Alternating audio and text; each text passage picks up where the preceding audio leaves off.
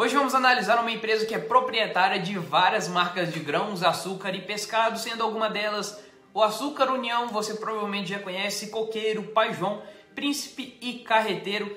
Isso mesmo, nesse vídeo vamos analisar a Camil e se vocês têm dúvida se devem investir nela ou não, esse vídeo pode te ajudar a ter uma visão melhor sobre a empresa. Lembrando que essa é minha análise de fundamentos e não é uma recomendação de compra ou venda de ativos. E não importa de horário ou quando você está vendo esse vídeo, eu sou o Denis e agora vamos analisar a empresa Camil. Na análise eu vou trazer uma breve história da Camil, dados da Bolsa de Valores, fonte de receita, resultado trimestral mais atualizado, histórico de resultados. E ao fim do vídeo eu faço um checklist resumindo os principais pontos vistos e também passo a minha opinião pessoal sobre investir na Camil. Então fica até o final de nossa análise.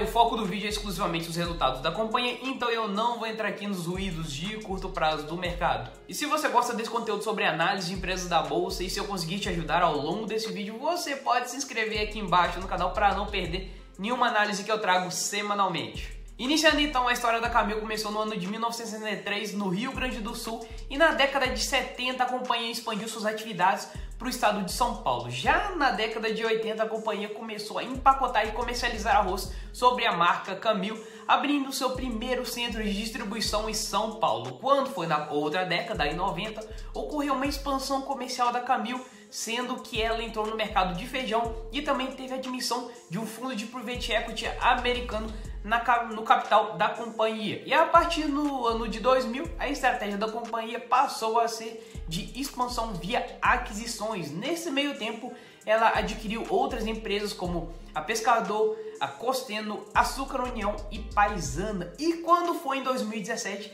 ela fez seu IPO na Bolsa de Valores sob o segmento do novo mercado, nível mais alto de governança. E no ano seguinte, ela fez a aquisição da SLC Alimentos e bem recentemente ela adquiriu a Mabel, que é a marca de segmento de massas e biscoitos. Atualmente eles possuem participações relevantes no mercado de arroz do Brasil, Uruguai, Chile e Peru, além de expressivas participações no mercado de açúcar e pescados em fóruns e enlatados aqui no Brasil. A Camil é controlada pela Camil Investimentos, com 63,82% das ações ordinárias, 5,4% das ações com os controladores e administradores e 2,7% das ações em tesouraria, sendo 28% das ações ordinárias em free float em livre circulação no mercado.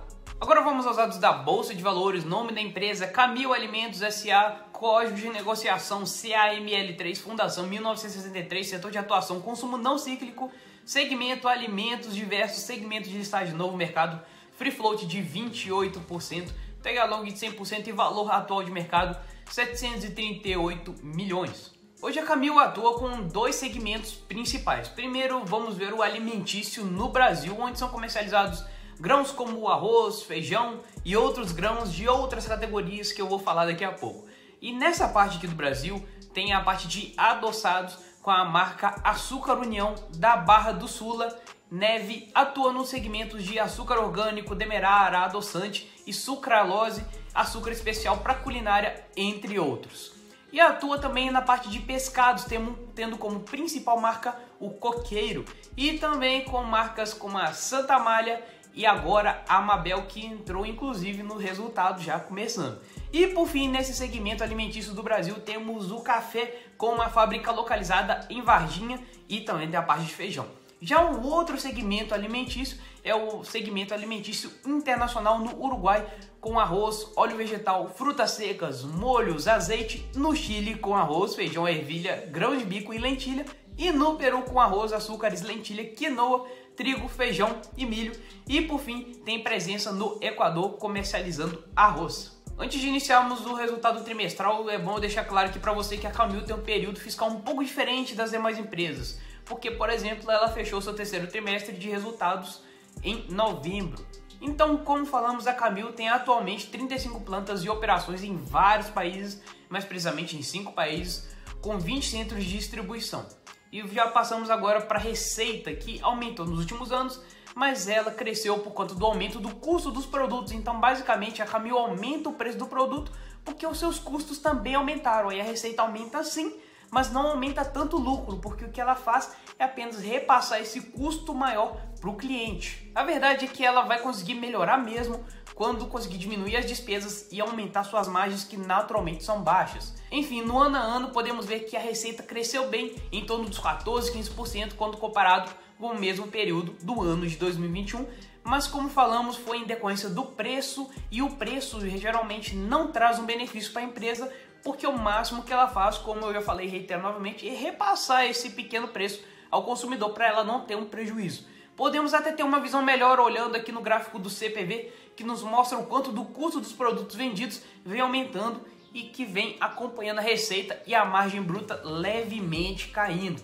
E um detalhe importante é que a Camil já tem uma margem mais apertada e cada ponto percentual perdido faz muita diferença para ela.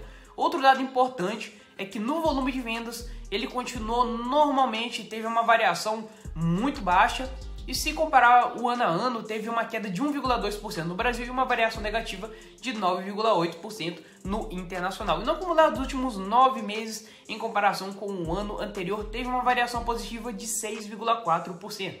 Um dos muitos pontos de atenção da Camil é também seu resultado financeiro, que pesa contra a empresa, e ela é uma empresa que demanda alto capex. Com isso, as dívidas aumentam e o resultado financeiro é impactado, e isso avacalha lá na frente o lucro. Como podemos ver aqui, o resultado financeiro foi negativo em 73 milhões e os últimos 9 meses foram uma despesa de 210 milhões em função dos juros sobre financiamento, com o aumento da taxa de juros que a gente teve nesse período, derivativos e variação monetária. A Camil colocou no release uma coisa que eu não considero bacana não, que é o lucro líquido de 147 milhões. E por que eu não acho bacana? Porque eles não fizeram igual colocaram no EBITDA, porque o EBITDA eles colocaram o EBITDA ajustado, ou seja, sem considerar os não recorrentes. Eles deveriam ter feito isso com o lucro líquido também. Porque aí quem não conhece, não tem a maldade de ficar olhando essa parte de não recorrente, acha que veio uma beleza. Porque se fosse olhar o lucro líquido mesmo, o ajustado, daria assim, mais ou menos uma conta de padaria, assim, menos do que 100 milhões mesmo.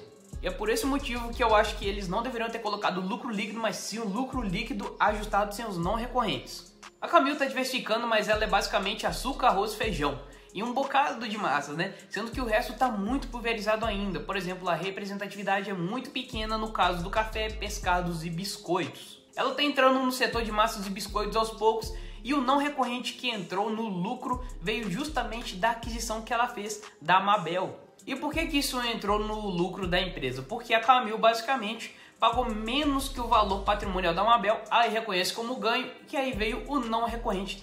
E inclusive, reitero novamente, eles deveriam ter colocado o lucro líquido ajustado ao invés de só o lucro líquido, porque aí ia considerar esse ganho de capital que ela teve. Na pandemia, a Camil teve um ganho maior por conta da cotação das commodities, como arroz e açúcar, que são os mais relevantes. O arroz, por exemplo, podemos ver uma diferença no preço a partir de maio de 2020, mas depois foi retornando a uma pequena baixa. No açúcar, a mesma coisa, começou a dar uma pequena aumentada no preço dele depois de maio de 2020, também assim como o arroz. Aí você fala, Denis, mas e o biscoito, o feijão, o café e os pescados? Cara, eles têm uma representatividade muito pequena sobre a receita da Camil, e pelo menos nesse primeiro momento eles não fazem tanta diferença assim. Porque a Camil tem várias fontes de receita, como a gente já pôde ver, mas ainda tem muito pouca representatividade. E se você juntar, por exemplo, o feijão, massa, biscoito, café e pescado, dá uns 12% só. Agora que demos uma analisada nos destaques trimestrais, vamos para a nossa análise histórica horizontal, começando pela receita líquida. A receita da Camil é até crescente, mas também já era de esperar, porque como ela é do setor de consumo não cíclico e está ligado a alimentos, o certo é que a receita dela seja corrigida pelo menos seguindo a inflação. E como eu falei ali, você está vendo novembro de 2022, porque eu considerei os últimos 12 meses e o resultado desse terceiro trimestre de 2022 fechado em novembro, e que por sinal está em 9,9 bilhões em receita. No histórico do lucro líquido podemos ver justamente de 2019 para 2020, ela teve um desempenho inferior à sua média por conta do consumo reduzido na pandemia, mas como podemos ver também no gráfico do arroz e o açúcar, depois de maio já foi aumentando bastante até que em 2021 ela fechou com lucro líquido recorde. 2022 seguiu a mesma linha e o acumulado dos últimos 12 meses está em 481 milhões. Uma das desvantagens da Camil é em relação às suas margens, que vem piorando seus resultados. Nós já até vimos ao longo do resultado trimestral essa leve queda nas margens que faz bastante diferença na empresa. Em relação ao seu fluxo de caixa operacional, temos aqui que esse último resultado de 2022, ela tinha um caixa operacional fechando sempre no positivo, com uma leve diferença no ano de 2019. Agora chegamos ao histórico de endividamento, que por sinal é crescente, fechando o acumulado dos últimos 12 meses em 3,8 bilhões. Só a relação dívida líquida EBITDA que traz pra gente que a alavancagem ficou na média de 2,3 vezes desde que a Camil fez o IPO, sendo que atualmente ela se encontra em 3,2 vezes, e isso é alto, ainda mais para uma empresa com margens baixas como a Camil. Olho na dívida, viu? E nesse resultado, sua dívida líquida fechou em 2,8 bilhões, que é 66,7% a mais que o mesmo período do ano passado. E a dívida líquida, como a gente olhou, a dívida líquida EBITDA se encontra em 2,8 vezes. E antes de eu passar para o nosso checklist final e eu deixar minha opinião pessoal sobre investir na Camil, se você gosta de acompanhar essas análises de ações que eu sempre trago aqui, deixa o like e se inscreve no canal para você não perder nenhuma análise. E se você quer aprender a investir, é só dar uma olhada no primeiro comentário fixado que você vai gostar bastante. Sem mais delongas, vamos ao nosso checklist. E a primeira coisa que a gente olha aqui é a governança corporativa. Sim, a Camil está no novo mercado, nível mais alto de governança, mas ainda assim eu acho que o free float dela é um pouco baixo. 100% tag along por causa do nível de governança, então aí tá tranquilo. Só que o free float podia ser maior. A partir de 2021, a remuneração dos executivos ficou bem mais tranquila e torço para que se mantenha assim. Segundo ponto, lucratividade. Não tem histórico de prejuízos, mas a gente vê que o lucro só saiu do lugar mesmo depois de 2020 e ainda por conta do preço do arroz e açúcar, que deram uma esticada nesse meio tempo, como a gente viu ao longo da análise. Ainda no âmbito do lucro, entra a margem líquida, que por sinal é bem baixo, ficando em média uns 5% desde 2015. Tem que ficar de olho nisso, porque como a gente pode ver também, margem bruta vem dando uma leve caidinha de pontos percentuais ao longo do tempo.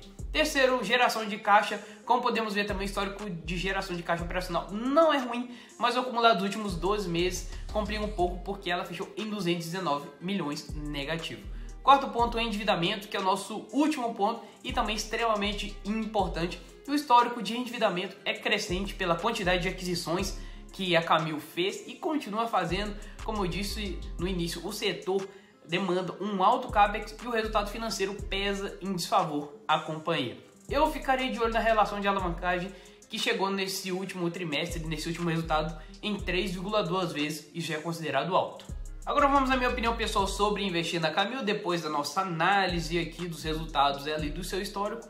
E começando já, ela não é uma empresa que tem uma competitividade assim muito grande, porque ela não agrega tanto valor assim para os produtos. Porque ela basicamente faz o que? Ela compra aquele produto, embala e vende. Isso não é um diferencial tão grande. Ela é uma empresa bacana no sentido de não ter histórico de prejuízos, buscar sempre fazer novas aquisições, igual ela fez com a Mabel e várias outras empresas ao longo de sua história. Mas tem margem baixa, e quando a gente pega o histórico da margem bruta, ela tá caindo um bocadinho, bati bastante nessa tecla ao longo da análise, e esse pouco a pouco faz bastante diferença. E para vir outra Camil, justamente por causa da diferencial da competitividade, pouco custa. Já surge uma outra empresa que faz a mesma coisa com ela, com mais autonomia, com diferencial, e aí desbanca ela como uma empresa. É difícil? Pode até ser, mas eu não duvidaria. E por conta desses fatores, eu prefiro ficar de fora da Camil, pelo menos a priori. Mas se você tem alguma consideração sobre a Camil que eu não falei e quiser deixar nos comentários para agregar, será um prazer ler aqui. E se eu conseguir te ajudar de alguma maneira com as informações, você quer acompanhar outras análises, já se inscreve no canal e ativa o sininho das notificações. Um grande abraço e até a nossa próxima análise.